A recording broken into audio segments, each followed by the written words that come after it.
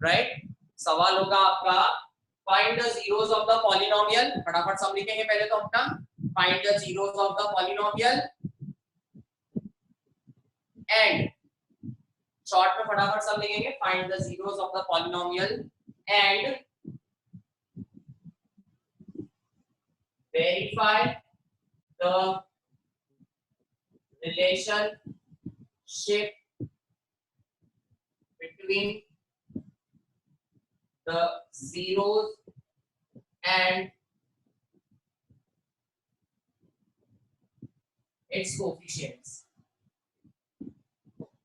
Relationship between the zeros and its coefficients, हमें ये चीज वेरीफाई करनी होती है इसमें, राइट। तो आज का क्वेश्चन ये है, मतलब हम लोगों ने कितना टॉपिक प्रीवियस क्लास में पढ़ा था और आज हम उसी क्लास के अंदर थोड़ा सा एक्सटेंशन करने में what we are going to study, we are going to study two new things which are the relationship between the zeros and its coefficients, between the zeros and its coefficients। हम coefficients और उसके zeros के बीच की relationship पास समझेंगे कि ये क्या चीज होती है, राइट।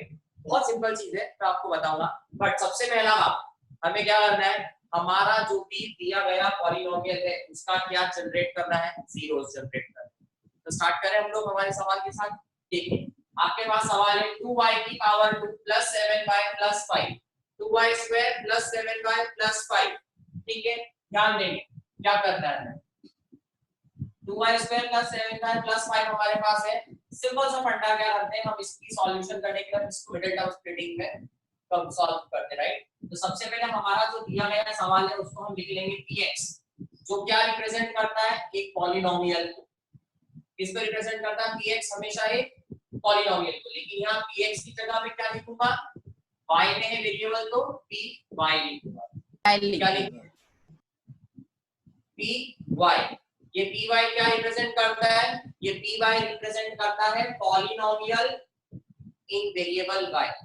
ये पूरा एक पॉलिनोमियल है जिसका वेरिएबल क्या है मेरे पास, y है।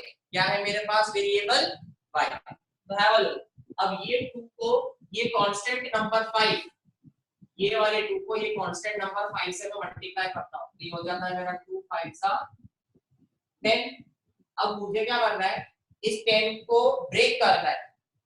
क्या करना है, 10 को इस तरह से ब्रेक करना है कि मुझे 7 मिल जाए। क्या करने पर, प्लस करने पर। बताया था ना मैंने इस साइन की बहुत इंपॉर्टेंस होती है जो कांस्टेंट नंबर के पहले लगा हुआ होता है, राइट। तो यहाँ पर आप जो 5 के पहले साइन देख रहे हैं वो है प्लस का, मतलब मुझे ये बीच वाला नंबर 7 जो लेके आना है वो किस तरह से लेके आना है, मुझे लेके आना है उसको एडिशन की मदद से। तो मैं 10 को कुछ इस तरह से ब्रेक करूंगा कि मुझे क्या मिल जाए, प्लस करने पर 7 मिल जाए। तो let's try all the factors of 10, let's do it. 5 2 सा 10 होता है, लिख दिया मैंने, राइट। उसके बाद 10 1 सा 10 होता है, वो लिख दिया मैंने। और कोई तरीका होता है क्या, वही है 5 2 सा 10 और 10 1 सा 10। इसके अलावा आई डोंट फाइंड कि कोई एडिशनल फैक्टर होता है। 5 2 सा 10 को ही 2 5 सा 10 भी बोल सकते हो, 10 1 सा 10 को 1 10 सा 10 भी बोल सकते हो, कोई दिक्कत नहीं है, चॉइस अपना होता है पूरा पूरा, ठीक है। अब बात समझना, मुझे क्या करना है, 7 लाना। देखो 5 पे 2 को ऐड करने पर 7 मिल रहा है या नहीं मिल रहा, मिल रहा है, मिल रहा है बस। हाँ सर, राइट। अब जल्दी से इसको सॉल्व कर लेते हैं। तो देखिएगा क्या होगा, हम यहाँ लिखेंगे 2y square plus 7y plus 5। इस py की जगह मैं लिखूंगा 0 इज इक्वल टू हो जाएगा 2y square plus 7y plus 5। अब क्या करना है, 0 को 0 की जगह चलने दीजिए, या तो ये 0 लेफ्ट में लिखो या ये 0 राइट में लिखो, doesn't make a difference. Clear, equal to में 0 चल रहा है तो चल रहा है, वो चीज कभी डिफरेंस क्रिएट नहीं करेगी कि आप लेफ्ट में इक्वल टू 0 लिखा है राइट में इक्वल टू 0 लिखा है, it's not going to make a difference, right. तो ध्यान देते, ये 2y स्क्वायर लिखा प्लस, इसको तोड़ के क्या लिख दूंगा मैं, 5 का y प्लस 2 का y, जिन दोनों को प्लस करते हैं तो वापस से क्या आ जाता है 7y प्लस यहाँ पर क्या आया मेरे पास 5।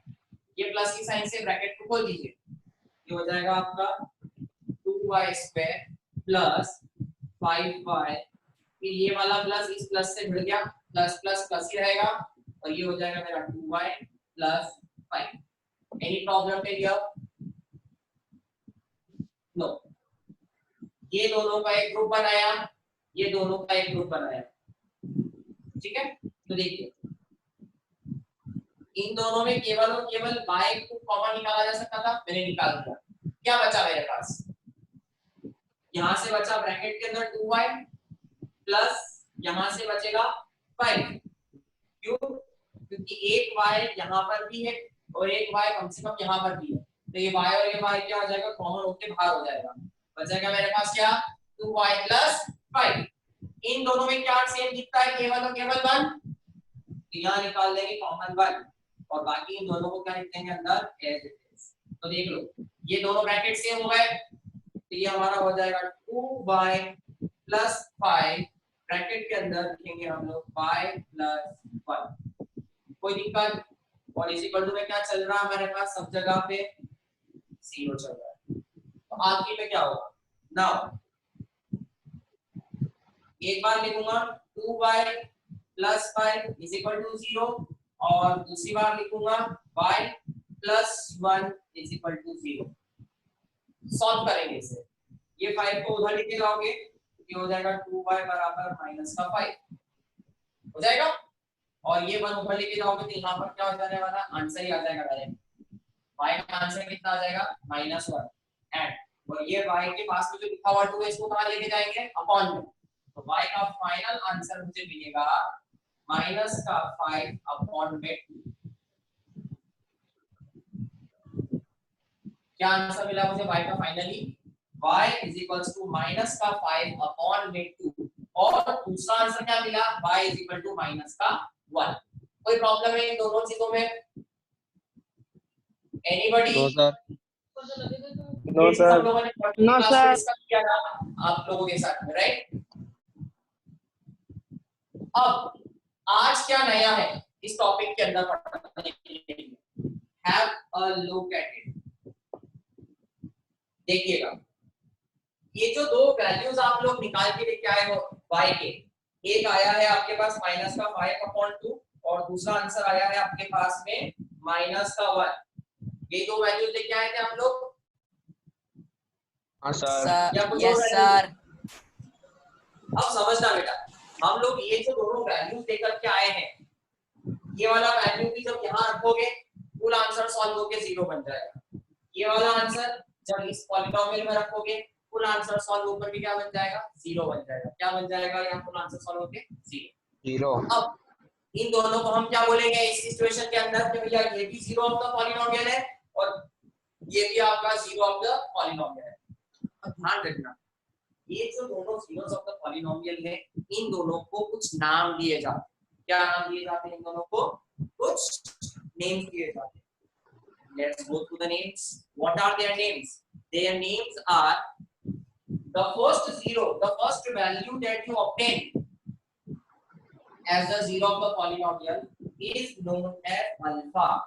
क्या माना जाता है पहली वैल्यू को हमेशा अल्फा माना जाता है। अल्फा वाला अल्फा। Yes sir. सर शिखर का माइक बंद करवा दो। हाँ शिखर का माइक बंद करवा दो। बेटा प्लीज आप लोग अपने माइक ऑफ रखो, ज्यादा बेटर है। कोई प्रॉब्लम आए तब आप ओपन कीजिएगा, ठीक है? या जब मैं कोई बात पूछूं तब आप पूछे तो ज्यादा बेटर, ताकि वो क्लास का फ्लो ना टूटे, ठीक है? सो ये जो y का पहला आंसर आया या x का पहला आंसर आपको मिलेगा, दो आंसर मिलते हैं, उसमें पहले आंसर को क्या माना जाता है? हमेशा अल्फा माना जाता है। क्या माना जाता है? अल्फा। और y का जो दूसरा आंसर आता है उसे हमेशा क्या माना जाता है? बीटा। क्या माना जाता है? इस दूसरे आंसर को हमेशा बीटा माना जाता है। ये वही अल्फा जो आप क्लास 9th में पढ़ के आए हो साइंस में, alpha particle scattering experiment Rutherford का पढ़ा था ना मॉडल। तो ये है आपका अल्फा और ये है आपका बीटा।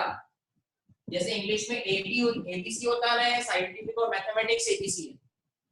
ये साइंटिफिक अल्फा है और ये साइंटिफिक नोटेशन बीटा है, ठीक है? It is just notation right, मतलब ये अल्फा का और बीटा का इन दोनों से कोई विशेष लेना देना नहीं है। सिर्फ क्या होता है भैया, y का आंसर ये भी है, y का आंसर ये भी है, तो दोनों को थोड़ा सा एक स्टाइलिश फॉर्म देने के लिए हम लोग ऐसा मान लेते हैं कि भैया इसका जो पहला आंसर आएगा वो अल्फा कहलाएगा और इसका जो दूसरा आंसर आएगा वो बीटा कहलाएगा। There is nothing other than that. उसके अलावा इन अल्फा और इन बीटा को लिखने का और कोई नया रीजन नहीं है और कोई दूसरा औचित्य भी नहीं है इन दोनों चीजों को लिखने का। ठीक है, so the first answer that you always get is known as बोलिए, is known as what? Alpha. Alpha. The first answer is known as alpha. What is known as Alpha. Alpha, and the second answer is known as alpha, Beta. Beta, alpha beta. Clear? तो sir इनके जो नाम है सिर्फ assume करते हैं। ठीक है, फर्स्ट आंसर को अल्फा कहते हैं, सेकंड आंसर को हम बीटा कहते हैं। अब समझना बात को। अब यहाँ पर जो मैं बात आपको बताने वाला हूँ बहुत ही यूनिक और बहुत ही प्यारी बात है। ठीक है, ये जो आपका सवाल है पॉलिनोमियल और ये जो आपके जीरोस आए हैं, इन दोनों के बीच में एक बहुत ही यूनिक रिलेशनशिप को बताता है कि भैया ये जो दोनों जीरोस है ये इन कोएफिशिएंट्स के साथ किस तरह से कनेक्टेड, बहुत प्यारे तरीके से ये लोग एक दूसरे से कनेक्टेड है।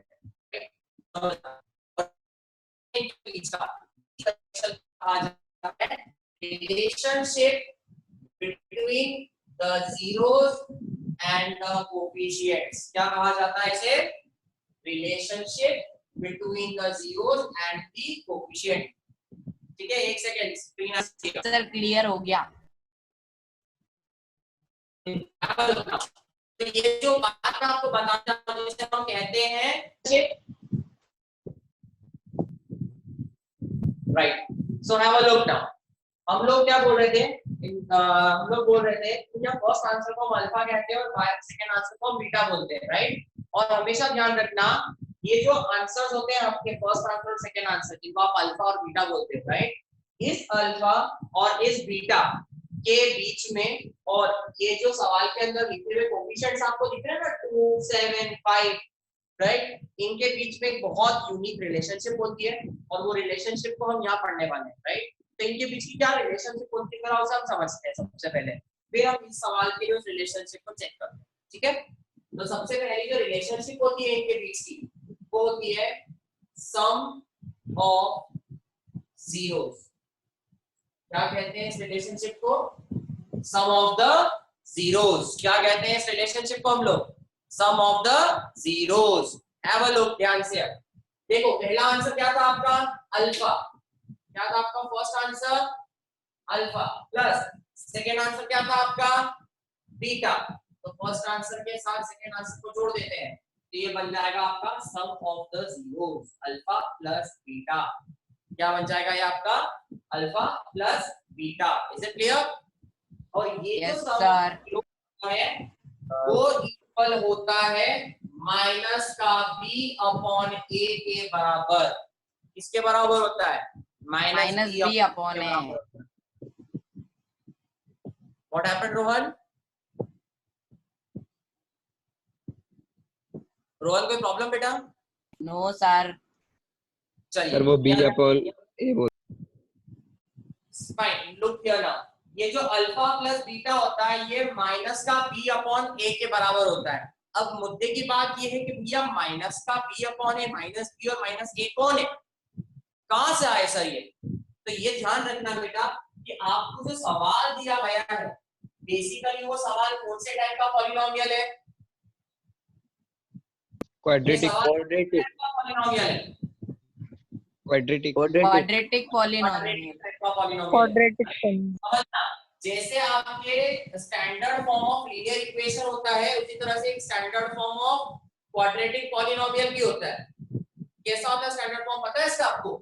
इसका स्टैंडर्ड फॉर्म होता है ax⁻² plus bx plus c। इसे पता है हम क्या कहते हैं? Standard form of quadratic polynomial. What do we call it? Standard form of quadratic polynomial. तो देखो जैसे ही मैं यहाँ पर देखूंगा तो ये y स्क्वायर के साथ वाला जो कोफिशिएंट है वो a बन जाता है, y के साथ वाला b बन जाता है और c के साथ वाला कांस्टेंट हो जाता है। Is it clear? तो ये a b और c का वैल्यू कहां से आएगा?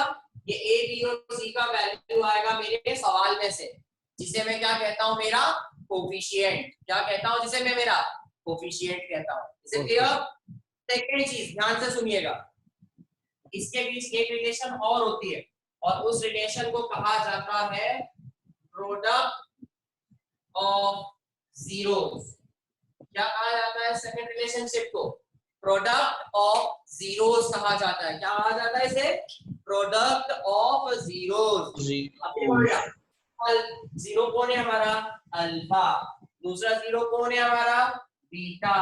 और इन दोनों का जब आप मल्टीप्लिकेशन करते हो तो जो आंसर आपको मिलता है वो आपकी इक्वेशन के c/a के बराबर होता है।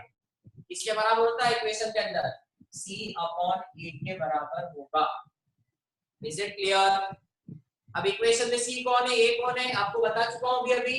c किसको बोलते हैं? कांस्टेंट वाला होता है। a किसको बोलते हैं? जो y स्क्वायर या x स्क्वायर के साथ वाला होता है। Is it clear? Yes, Now, sir. how many relations we have here? How many relations we have? 2. Two relations we have. Two. How many relations? Two relations. 2. First relation is sum of the Sum zeros. of the zeros. Relation is product of Product the of zeros. zeros. Product of Relation को zeros. कहते हैं sum of zero, दूसरे relation को कहते हैं product of zeros. और सबसे प्यारी बात इस रिलेशनशिप के बीच की क्या है? वो ये है कि भैया लेफ्ट हैंड साइड में क्या चलेगा? मेरा अल्फा और बीटा जो आंसर्स में लेके आया हूं, और ये दोनों आंसर्स कहां से बनेंगे? देखो ये जो दोनों आंसर्स आपके हैं अल्फा प्लस बीटा को जोड़ने पे जो आंसर मिलेगा उसका जो वैल्यू आने वाला है वो ऑलरेडी आपके सवाल के अंदर आपको मिल जाएगा in the form of -b/। ठीक है? वहीं पर अल्फा इंटू बीटा मुझे जो मिलेगा, यानी कि जब मैं इस पर्टिकुलर नंबर को इस पर्टिकुलर नंबर से मल्टीप्लाई करूंगा तो जो आंसर आने वाला है मेरे पास वो आंसर ऑलरेडी मेरे पास सवाल में अवेलेबल है। किस फॉर्म में? c/a के फॉर्म में अवेलेबल होगा। c की जगह 5 है, a की जगह 2 है। Is it clear? ये फॉर्म क्लियर हुआ सबको? Yes sir. अब जल्दी से अपन इसको वेरीफाई कर लें कि वाकई में चीज चलता है नहीं चलता है, क्योंकि सवाल में क्या लिखा था? सवाल में लिखा था पहले तो हम जीरो का पॉलिनोमियल ढूंढेंगे, उसके बाद हम वेरीफाई द रिलेशनशिप करेंगे बिटवीन जीरोस एंड कोएफिशिएंट्स। तो अभी वेरीफाई का करा, ये दोनों तो रिलेशन होते हैं, ये मैंने आपको पढ़ाया है। अब ये दोनों रिलेशन को हम वेरीफाई करेंगे कि भैया वाकई में ये होते हैं। देखो बहुत इजी है, हम अभी हाथों हाथ चेक कर लेते हैं। सबसे पहले मैं आपको सम के लिए चेक करवाता हूं। देखो सम में अल्फा की जगह क्या रखना है? माइनस का 5/2। तो यहाँ लेफ्ट में लिखा -5/2 प्लस बीटा की जगह क्या लिखना है? -1। तो देखो यहाँ लिखा मैंने -1 प्लस के साथ है, तो ये प्लस माइनस क्या हो जाएगा? Minus. क्या हो जाएगा? Minus. माइनस। तो यहाँ इन दोनों को रिप्लेस करके मैं सीधा सीधा क्या लिख दूं? माइनस ही लिख देता हूँ। क्लियर है? अब देखना इज इक्वल टू का इज इक्वल टू रहने दीजिए। अब जरा मुझे यहाँ पर देख के बताइए what is the value of b in my equation? 7. ये सवाल यहाँ पर मुझे b का वैल्यू बताओ कितना है, और यहाँ एक 7 लाइन हम एडिशनली लिख लेते हैं यहाँ पर। Here a is equal to b is equal to और c is equal to, बताइए जल्दी से what is the value of a b and c? A is equal to 2. 2. a equals to 2, b equals to 7. 7. c equals to 5. 5. अब बस ये जो तीनों value आपने बोले हैं वो यहाँ पर लिख देना है। देखो माइनस का साइन है, मैंने लिख दिया। What is the value of b? 7. 7 यहाँ लिख दिया मैंने b के साथ में। तो ये क्या बन गया? माइनस वाला -7। क्या बन गया? ये माइनस वाला। फिर अपॉन है, अपॉन लिख दो। a की जगह पे क्या आया मेरे पास? 2। मैंने यहाँ क्या लिख दिया? 7/2।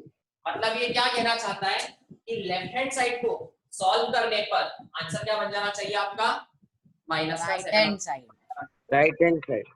देखो इसके अपॉन में कुछ भी नहीं है तो क्या लिख दो 1 करा दो क्रॉस मल्टीप्लाई माइनस का 5 बन जा और माइनस का 2 बन जा अपॉन में कितना आ जाएगा 2 और इन दोनों को आप सॉल्व करोगे तो किसके इक्वल मिलेगा माइनस का 5 और माइनस का 2 मिलके कितना होता है बताइए जल्दी से Minus -7/2। मैं यहाँ साइड में जरा सा करके लिख रहा हूँ बॉक्स बना के ताकि ये वाला पार्ट नहीं खत्म हो जाए ठीक है तो ये हो जाएगा लेफ्ट हैंड साइड को सॉल्व करने पर माइनस का 7/2 और राइट हैंड साइड पे ऑलरेडी क्या आ चुका है हमारे पास माइनस का 7/2 देखो LHS और RHS बराबर है LHS और RHS बराबर है Yes sir.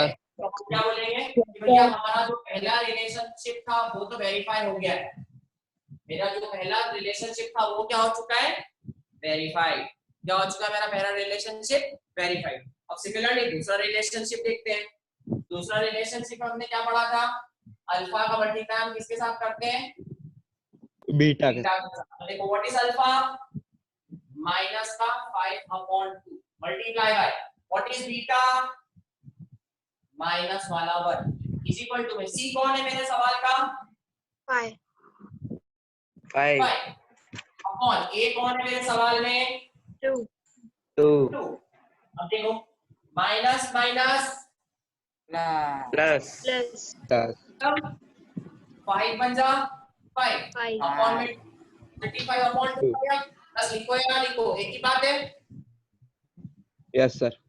Is equal to 5 upon 2 left पे भी 5 अपॉन 2 राइट पे भी 5 upon 2 LHS equal to RHS और जब LHS और RHS बराबर हो गया तो मेरी ये रिलेशनशिप क्या हो चुकी है फाइनली वेरीफाइड तो I have verified sum of the zeros also and I have verified the product of the zeros as well तो जहां ये मेरे दोनों रिलेशनशिप वेरीफाई हो जाते हैं तो इस वेरिफिकेशन से मेरे सामने क्या बात आती है कि अगर मैं चाहता हूं कि मेरे सवाल की मदद से मुझे अल्फा प्लस बीटा की वैल्यू डायरेक्ट मिले मुझे क्या देखना है मुझे इतनी पंचायत नहीं करना है सिंपल याद रखो अल्फा प्लस बीटा किसके बराबर होता है very good minus b upon a के बराबर होता है तो मुझे क्या करना है सिर्फ इक्वेशन से ABC लिख देना है और क्या लिख देना है b की वैल्यू b की जगह a की वैल्यू a की जगह और b के पहले माइनस के साइन टिका दो तो ये क्या आ गया मेरा आंसर माइनस बी अपॉन है यानी कि उस इक्वेशन के जब मैं दोनों जीरोस को जोड़ूंगा मुझे आंसर क्या मिलेगा माइनस का 7/2 मिलेगा है ना अब मुझे अगर वो बोलता प्रोडक्ट ऑफ द जीरोस निकाल के बताओ तो मैं क्या करूंगा कुछ नहीं सिंपल मैंने को पढ़ रखा है अल्फा इनटू बीटा कितना आता है c अपॉन ए मुझे इतना सा पंचायत करके ये दोनों आंसर लाके मल्टीप्लाई करने की जरूरत नहीं है इतना पंचायत नहीं करना सिंपल फंडा है आपसे कोई पूछता what is product of the zeros आप बोलोगे c अपॉन ए ठीक है भैया मैं आपको एक पॉलिनोमियल देता हूं आपको ये पॉलिनोमियल दिया बताओ इस पॉलिनोमियल का प्रोडक्ट ऑफ द जीरो क्या होगा इस पॉलिनोमियल का प्रोडक्ट ऑफ द जीरो क्या होगा c अपॉन ए इस पॉलिनोमियल में c की जगह कौन है प्लस का 5 और a की जगह कौन है 2 तो आंसर क्या आ जाएगा आपका 5/2 आप सीधा सीधा सामने वाले व्यक्ति को बोल सकते हैं ये एक नंबर का ऑब्जेक्टिव बन जाता है क्या आपको एक पॉलिनोमियल लिख के दे देंगे बोल देंगे कि उसका सम ऑफ जीरो बताओ उसका प्रोडक्ट ऑफ द जीरो बताओ तो वो आपको बताना आना चाहिए और वो कैसे निकालना है इतनी पंचायत करके नहीं ये दो फॉर्मूले जो पड़े हैं ये दो फॉर्मूलों के नाम पे लिख लेगा और इन फॉर्मूलों की बहुत इंपॉर्टेंस है बहुत ठीक है ये दोनों फॉर्मूले आपको बाय हार्ट याद करने क्योंकि इसके ऊपर बेस आगे जाके बहुत सारे एक्स्ट्रा फॉर्म्स भी हम लोग करने वाले हैं right listen I shall get back to you this meeting is going to terminate in a minute right so please join back again मैं terminate कर रहा हूँ